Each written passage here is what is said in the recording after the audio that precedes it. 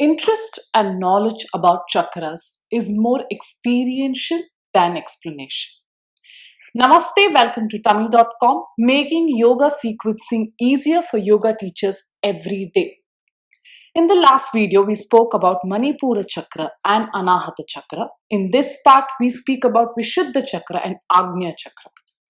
So for the balancing of the same, we begin with Setubandha Sarvangasana variation, where the locking of the chin to the neck contracts the thyroid muscles, hence activating the Vishuddha chakra. The back has to be lifted enough off the ground until this lock is created for great effect on the chakra.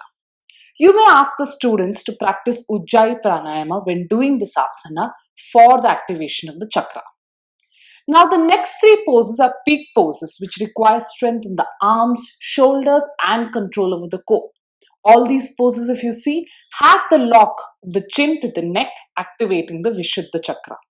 The first being Sarvangasana, where the back is supported by the arms and the tightening of the leg muscles keeps the body light.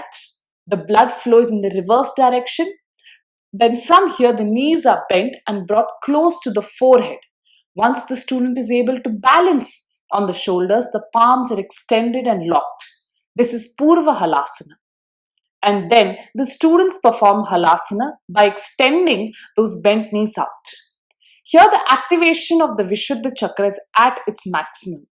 And Halasana also generates great energy in the body for the day. The student releases this pose and relaxes in Shavasana with focus on the thyroid glands. Now what happens in such poses is, it might be difficult for students to focus on breathing and to focus on the chakras along with keeping the balance in the pose. So if you feel these poses are intermediate level, you could replace it with other supine asanas with use of props. So let us see how that is done. If you click on the sequence builder page, we will arrive at this page. The sequence name being dummy. The sequence type you could choose as per the type of yoga you teach. The level of the sequence being beginner and the focus being Vishuddha chakra. As you see, there are various other chakras as well. We are looking for asanas that can follow Setubandha Sarvangasana. So we are looking for supine position, and after which you will see a list of poses and you can search for supine asanas as per the level of your student. Next, we move towards Agnya chakra, starting with child's pose, which is a relaxing and calming pose. This chakra stimulation is a bit challenging as it takes time to understand what is expected by the students. Here we are focusing on the emotional level of the students and their thoughts. These poses, though are grounding, teaches students to be more aware of their thoughts, their strengths, their illusions, or any fear of any kind. In child's pose, with eyes closed, the students are asked to focus in between their eyebrows to activate the chakra therein.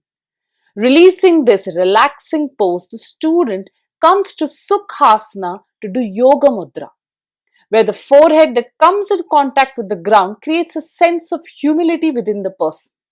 If the student cannot reach the ground, a block can be placed to keep that connection with the mat. Subtle awareness towards other chakras should be maintained. The next practice is a very strong and powerful one known as the Trataka, where the student gazes at the flame of the candle without blinking. It might not be suitable for all kinds of students, especially students with anxiety issues. So please consider the medical conditions of the students for the practice. After performing this, there is a sense of silence felt within, and to feel that peace, the student relaxes in Prasaritta Balasana. The last three poses are preparing the student's body and mind for meditation with focus on subtle breathing, and we will see in the further section. Then after feeling that calmness, the student enters into downward facing dog. There are various benefits of the pose, but in this sequence, the head that is being pushed down and blood flowing towards the third eye helps in maintaining the balance of Agnya chakra. So try to hold this pose for longer.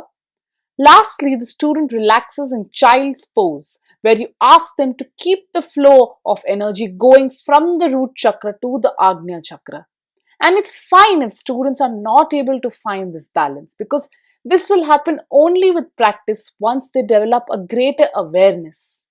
So tell them to be patient and accept what comes their way. So this was about Vishuddha Chakra and Agnya Chakra. The important takeaway is that these asanas are preparing the student's mind and body for deeper meditation that we will cover in Sahasrara Chakra.